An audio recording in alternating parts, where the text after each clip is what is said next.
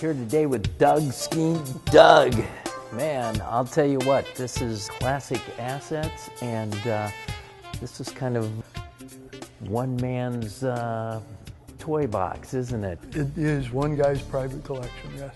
Wow. You're in charge of everything. Pretty much, yeah. Yeah.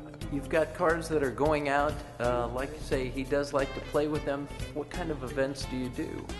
Mainly what Ted, the owner, does is vintage rallies, and these are rallies that are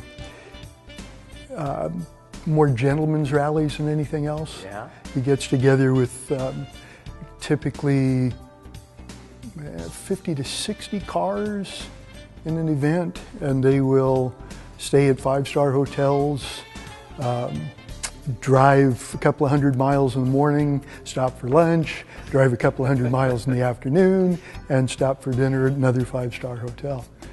It does seem to be catching on with those, and he used to race actually quite competitively too, didn't he? He did, yes. He started, I think his first race was Santa Barbara in 1960, or 62, I'm sorry. In 1960, he did his first race, and it's kind of an interesting story because he bought a Porsche from Porsche in Zuffenhausen, took delivery in Germany, drove the car there for several months, and then shipped it over.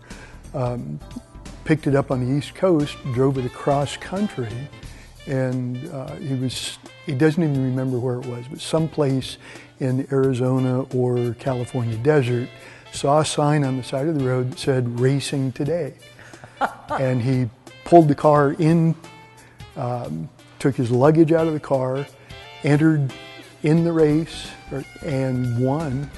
And his very first race in his very first Porsche. And when he came back, his luggage was still sitting there? Yeah, well, there's a picture over here. I think I've shown you his very first trophy, which is that right there. Right there. Obviously, that was a meaningful point in his life. Absolutely. And it may have steered him towards all of this. Actually, the bug started when he was a child. He was born in Mexico City. His home was real close to the route of the Carrera Panamericana.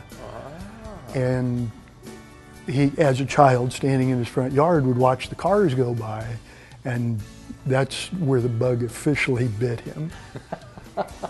Wow, literally watched him then. Wow. Yeah. Well, So he got his first Porsche, and from then decided that he really wanted to race. He claims he was never quite that good. He was a good, what do they call it, back-end marker. But he's enjoyed it all But the he way has, along. yes, absolutely had a blast. You were sitting here today and you're booking events and cars for events.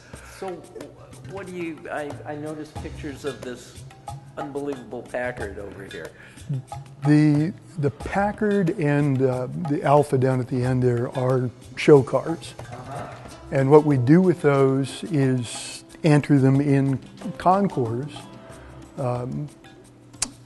just to show them off, to increase their provenance, hopefully increase the value of the car.